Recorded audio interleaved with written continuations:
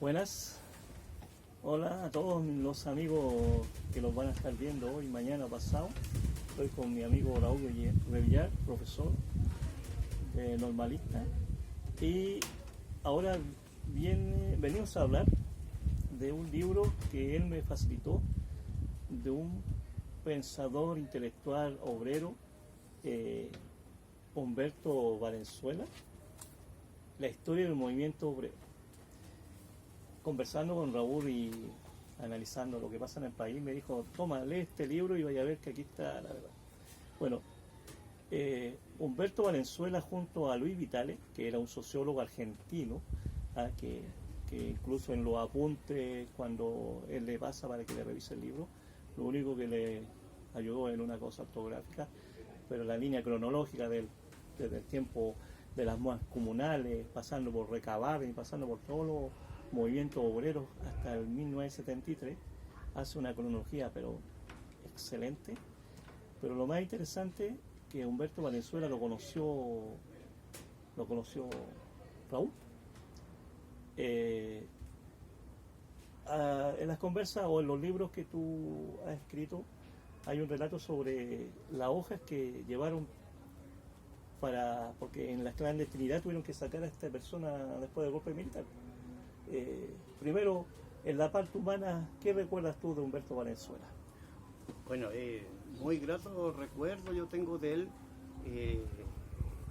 Estamos hablando del año 69, 70 por ahí, que yo conocí a don Humberto Valenzuela, yo siendo dirigente de la Junta de Vecinos, y él, ahí nos conocimos. Él era presidente y yo integré la directiva. En ese tiempo yo estudiaba en la universidad y era jornalero de la construcción. Entonces ahí nos entrábamos en conversa y vamos unando los criterios. Y lo conocí bastante en los tiempos más difíciles, previo al golpe. Entonces ahí también conocí a Luis Vitale y también a don Clota. Las reuniones las hacíamos en la Villa Paraguay, donde éramos dirigentes. Entonces, humanamente, una persona muy culta, al igual que Luis Vitale, ¿ya? Grandes personajes que dejan un legado no solamente en ese sector, sino que en distintos sectores. Por ejemplo, don Clota, obvio que todo el mundo en Chile, todo joven, toda persona adulta sabe quién fue don Clotario Blest, lo que significa don Clotario Blest para el movimiento sindical chileno. Así yo escuché mucho de lo que aparece acá en este libro, que nos costó bastante, porque por página en ese tiempo la enviamos a Buenos Aires, ¿ya? Por página. Y después parece que en Francia por ahí se hizo un compendio y se logró publicar con mi amigo Teo, que también él fue el encargado de centralizar esto y juntar algunas lucas en ese tiempo, porque publicar en Chile es muy difícil, más aún en ese tiempo. Y un libro de esta temática tan cabrosa. Atañéndome al libro, lo estuve leyendo, Humberto Valenzuela a los 15 años, allá en el norte de Chile, conoce a Luis Emilio Recabarren. Y por esos lazos él entra al Partido Comunista de Chile a participar. Y después de ese tiempo, después tiene algunos quiebros. ¿Tú a qué edad conociste a Humberto Valenzuela? Porque en el fondo el libro es, como lo dije en un principio, es una cronología histórica vista por un obrero sobre la realidad de los movimientos sociales en Chile, especialmente los movimientos sindicales.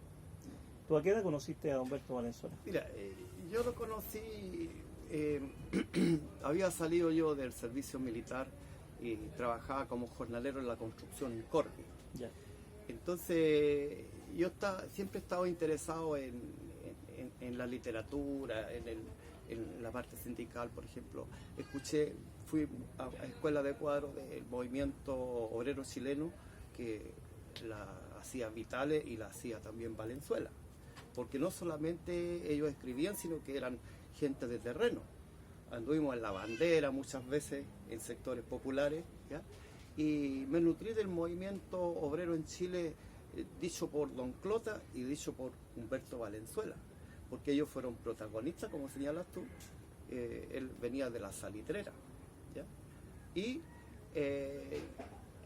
es tan creíble que escuchar en primera persona, y después él escribió este libro. Entonces, muy genuino lo que yo pude escuchar de ellos. Lo mismo que Vitale también. Me nutrí mucho de Vitale. Él escribió la interpretación marxista de la historia de Chile. Algo de casi como 40 libros ha escrito Vitale. Entonces yo lo escuché de él. Y eso es el legado que me han dejado como personas, por ejemplo, también en la vida personal, un ejemplo. Luis Vitale era un caballero, un dandy, con las damas sobre todo, lo mismo que Humberto también, una persona muy, muy culta, muy respetuosa. Eso, el recuerdo tengo yo de ellos. Quería tomar una frase que no es mía, sino que viendo estos videos, hoy también conversando con Sergio Pérez, decía que la mejor manera de poder entender los movimientos obreros era hablar con las personas que estuvieron en el movimiento, el protagonista. No, y en ese sentido yo lo encontré muy lógica en su pregunta. Tú que estuviste en ese movimiento y que después se transformó en un movimiento revolucionario, con pretensiones de poder, donde el déficit que ha tenido la clase obrera, y en eso antes de conversar lo estábamos hablando de la... Hay una instrucción acá en Chile, la instrucción normal, donde uno va al colegio, estudia, y la otra es la instrucción que son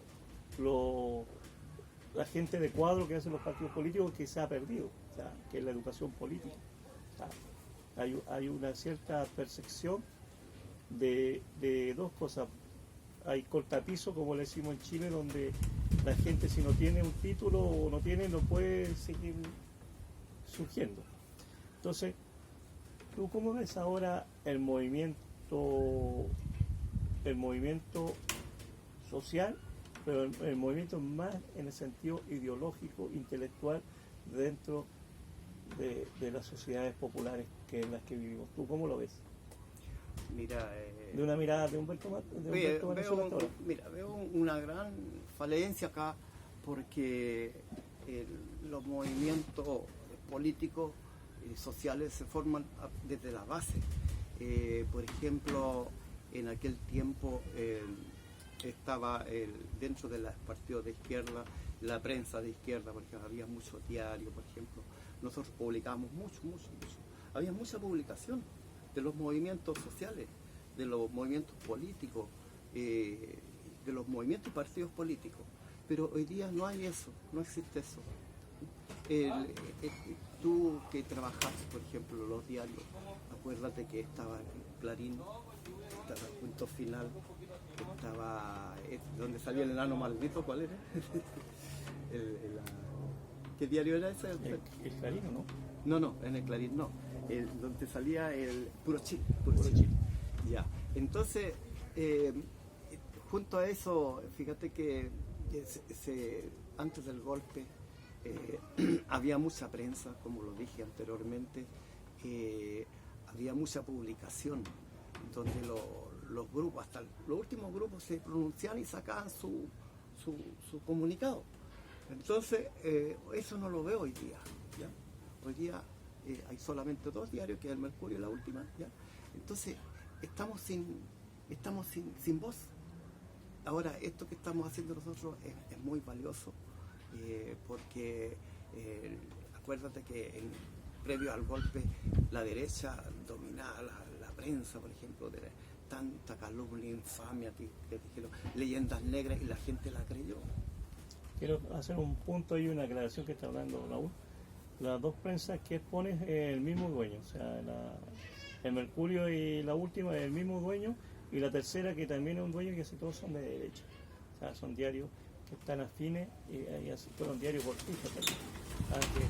Que incluso cuando Edward, en el diario de Edward, véanlo, es un documental, se le pregunta a uno de los gerentes qué influencia tuvo Edward cuando fue a Estados Unidos antes a hablar con el presidente Nixon, parece, para poder derrocar a Salvador Allende y cuánto dinero le pasó a Estados Unidos.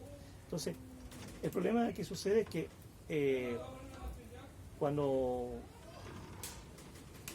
gana Salvador Allende se crea estaba ya la empresa Quimantú, ¿no? Donde los libros eran accesibles a las personas y eran libros de toda índole, de toda índole, ¿ah? Porque a la larga, cuando se hace este golpe siniestro, el golpe de Estado, donde se genera a la gente de cercenarle su pensamiento, porque le cercena su pensamiento, solamente decir la palabra ideología, y el otro día un profe amigo que se mejore, José Miguel Neira, que está con COVID, me dijo: Willy, escribiste mala ideología. Y ahí está la mala educación que tenemos nosotros, ¿ah? Y yo me reí porque resulta que los correctores que tienen ahora pensaba que lo tenía corregido, pero no fue así. Escribí mal la palabra ideología. Y esa palabra era como vetada. O sea, un montón de palabras son como vetadas. El otro día, conversando con un amigo, me decía a mí que aquí, mientras estuviera la Iglesia Católica y el ejército metido en el pensamiento de la gente, iba a haber un estructuralismo muy reducido en el pensamiento. ¿Tú crees que estamos en esa faceta o estamos así, con esta nueva paradigma del nuevo gobierno, nuestro pensamiento se va a abrir más? Mira, desde que llegaron los españoles, que la Iglesia ha influenciado en la cultura popular, es decir, ha tenido un gran peso. Ahora, fíjate que los movimientos sociales, por ejemplo la fundación del MIR que aparece acá, tú la leíste, tiene sus orígenes en estos personajes, ¿ya?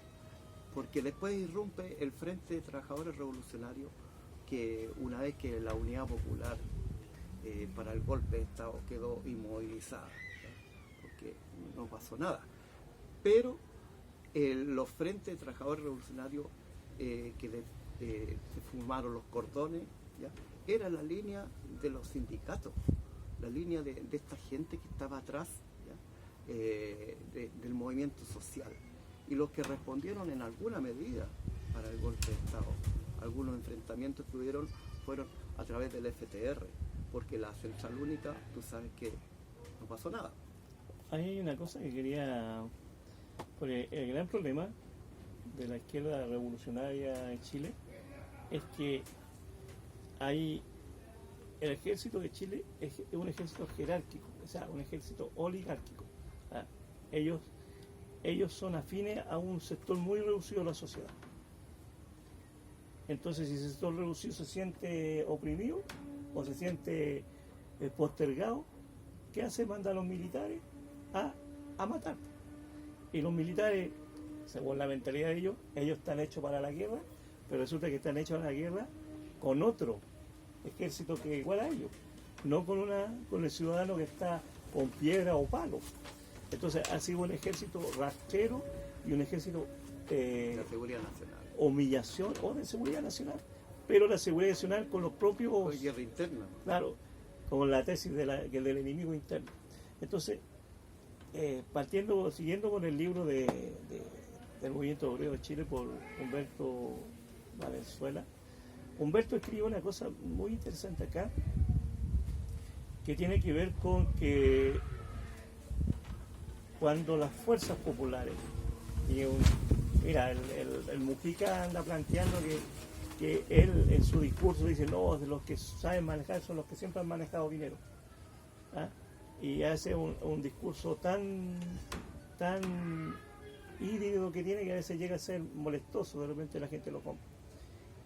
El problema es que siempre los recursos los han tenido los poderosos.